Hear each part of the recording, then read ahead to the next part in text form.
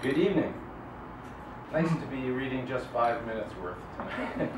I've got two short poems. Both of these poems are from a collection of poems that I wrote a few years ago for the Coffee Shop Author Contest. And I'm reading these particularly because our friend Susan Toy is here from the Caribbean, no less. She was the administrator of that contest. That was a contest that the year before Ron came third in, and then I came third the year after. So these are two poems from that Coffee Shop Author collection, and they're kind of based on coffee shop experiences. And I was thinking, boy, I brought the right poem called Morning of Hats when Jan pointed out the hats. And, thanks. I enjoyed the reading. Morning of Hats. This is the morning of hats. Beret, beret, beret, black was the color also of his beard. Jaunty was his walk, orange juice bottle in his back pocket. But even before the beret man, I saw the straw boater as I came into the cafe, laid upon a knapsack, that upon a table, and then upon his head and out the door, and what was more, the postman with his tilly light top, postal department blue, maybe company issued too, time out for tea or bottled water, and back to his walk, no time to talk.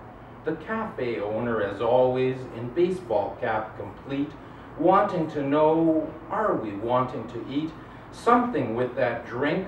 Why not a piece of carrot cake with half a walnut for a hat? I offer the nut to you, and you carefully fork it up with the second to last bite of our confection for two. And on the way home, a tiny fake fedora rides fastened to a car antenna, afront a clump of lavender. You don't see it at first. You are intent upon the purple. I see its silliness, intent upon what the hat says. Here I am in a parking lot, field of so many similar cars.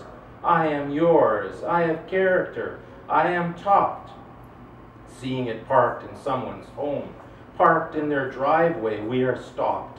I am laughing at thises and that's. This really is the morning of hats.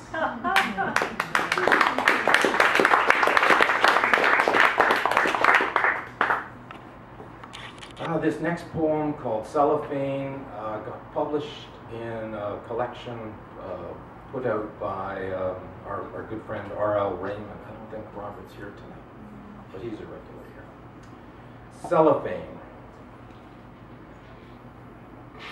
How has it come to such beauty?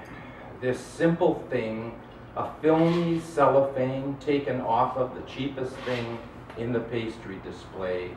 Rice Krispie square, so sweet it washes down with bitter coffee.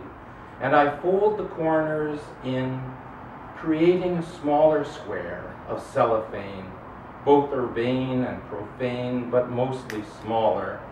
And I fold the left third across the remaining 2/3, and the uncovered third back across the other compressed 2/3, and form a rectangle of springy crystalline perfection, of the idea of a rectangle, not rhombus, not trapezium, not tetrahedron, not any old quadrilateral, but rectangle, and give it an indeliberate toss onto the plate, so that briefly,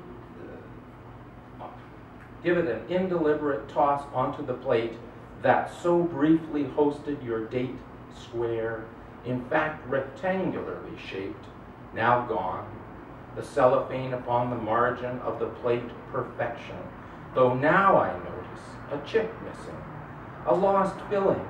The plate has a gap-toothed smile. How have we come to be so blessed?